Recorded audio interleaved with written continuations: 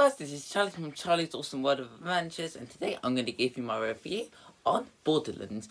Lilith, an infamous bounty hunter with a mysterious past, has reluctantly returns to her home planet Pandora, which is one of the most chaotic planets in the galaxy. Her mission is to find the missing daughter of Atlas, the universe's most powerful SOB. Lilith forms an unexpected alliance with a ragtag team of misfits. It's Roland, Ina, Nakri, Tanius, yes, and Claptrap. Together, these unlikely heroes must battle to an alien species too. She's and dangerous bandits to uncover one of Pandora's most explosive secrets. The fate of the universe could be in their hands, but they'll be fighting for something more, each other. So, I'm going to start off by saying that I have never played any of the Borderlands games. I mean, can you blame me? Those games are rated 18. And I'm 17. So I wouldn't have been able to play them anyway. And yet, I didn't stop this movie from being 12-8. But I have seen a few clips of this film, and they've looked decent. So, which did make me kind of curious to check it. However, when the reviews started coming in, yeah, let's just say that they've not really been the most positive of reviews. And it sucks too, because honestly, I think this film is okay. Like, I don't think it's going to end up as one of the best movies of the year, but I thought it was pretty decent. And I enjoyed it. Let's begin with the characters. Admittedly, they're both one of the best and one of the weaker aspects of the film. Let me explain. And for the most part, they do have potential to be strong characters. So on top of actors that were able to give great performances, like Kate Blanchett as Lilith, Kevin Hart as Roland, and Edgar Ramirez as Atlas, Jamie Lee Curtis as Tamis, Miss, and the Rio Green Ingler as Tiny Tina. No. However, but the film doesn't really go too much into their personalities, and while there are some that are good, others do as well, not so much. Let's begin with Lilith, the bounty hunter that was sent back to Pandora to find the daughter of Atlas. Lilith, she's probably the most interesting character, as the film would take time to go into her past of who she really is. And we discover stuff about her at the same time she discovers them, which does make her more of an interesting and solid character. The main one she's trying to find was the daughter of Atlas, Tiny Tina. I like her explosive personality, and she works well as the chaotic technique. Kind of like a live-action version of Nimona, if you will. There are times I felt like she was a bit too chaotic though, but for the most part, she was a decent character. As for the rest of the team, there's Olin, the bounty hunter that took Tina in and got him away from her father. Tan. And this the is who Lilith has a bit of a grudge with. If Craig is probably the best character with how he doesn't really think much, and he's a cool badass. And Claptrap, probably the most conflicting character for me. On one hand, Jack Black does deliver a decent performance as the character. So, however, I never found him to be that funny. Most of his jokes were pretty annoying. And he was the one aspect of the film that I wish could have been left out. Oh, and then there's Atlas, the villain of the eater that wants to find either Wolf Pandora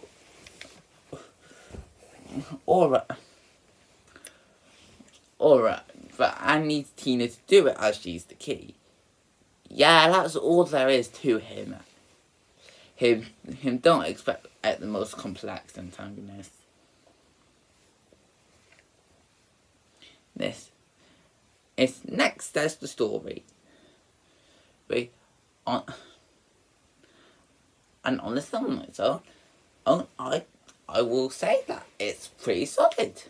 Technically, yes. The story is the predictable treasure hunt narrative where our team of misfits must team up in order to find this treasure. It is not the most original story, but for the most part, the execution does really make the most of it. One of these reasons would be with the action. I'll talk about this a little later, but I was surprised to find how intense the action of the Shin scenes could be. As they were the moments that did leave me on my seat the most. I also wanted to make sure that the characters got out of peril. And added a bit of excitement to make me want to know what would happen to them.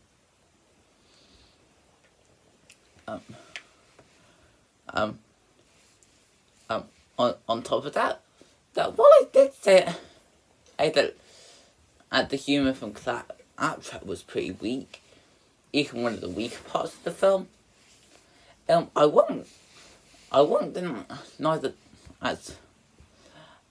there was some other jokes that I didn't.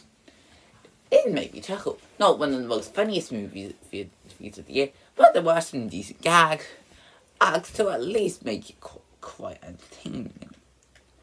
If I did have to on another thing that did bring the story down, it would be the pacing. And that's because it's all over the place. There are some times where it feels like it's going pretty fast and quick to get on to the next moment. But other times it feels like it's going at the speed of a snail.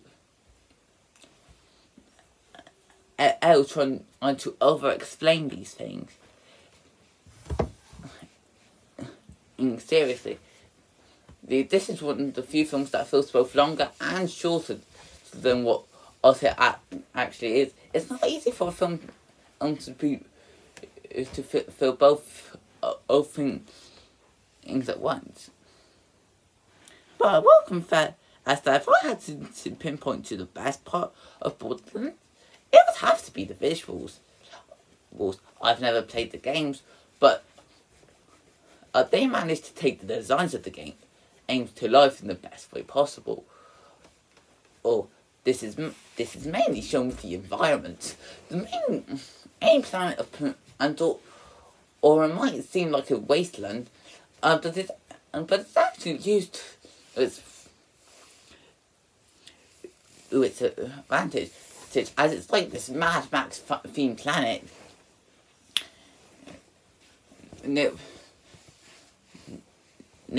With lots of dusty areas, and so really good effects around that area. speaking of which, the costumes add a lot more, or to show that this is a movie that takes place in the Badlands, and where they get even a more rougher look to them, and that do make them stand out. And the materials used on them do help the characters feel very unique. Also, the hairstyling is another good aspect of the film. I don't usually focus on that part when talking about the visuals, but I'd be lying if I said the hair wasn't handled pretty well, especially with Lilith and hair and the way it's styled. But also, some of the CG effects were okay. Like, I wouldn't say the CG was amazing, especially when Claptrap can feel a little out of place. And look a little out of place, but for the most part, it's decent enough where you want to keep watching, and not bad enough to distract actually from the movie. But the true highlights of the visuals that make this stand out are the action scenes. Those are the moments where the intensity is at its best. The choreography if the actors is put on full display. The cinematography manages to capture the best angles, and that's where the best use of CG is handled. Those, especially with some of the explosions, which also leads to a pretty exciting and entertaining climax that can get exhilarating. So overall, I do understand, and when people said that this wasn't the greatest film ever, after watching it for myself, I'll admit it's not really the best film to come from the year. But does that mean that this was a terrible experience and I didn't enjoy it whatsoever? Absolutely not. Borderlands might not be the best movie based on the video game, but it is still a decent feature on its own.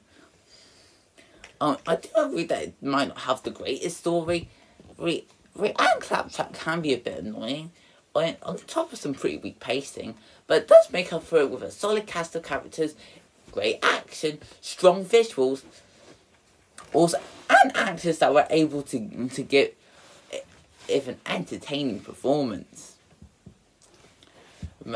For my recommendation, so it will depend on how much you enjoy the Borderlands games, because there might be a chance you might enjoy this a bit more than I did. But anyone else, I recommend it and to watch it at least once to see how you feel about it. I knew we weren't going to get one of the best movies based on a video game, but for what we got, I can't say I hastily experienced, which is why I'm giving this movie a solid 7 out of 10. So I hope you guys enjoyed this video. Feel free to comment, like and subscribe, and I will see you next time. Bye!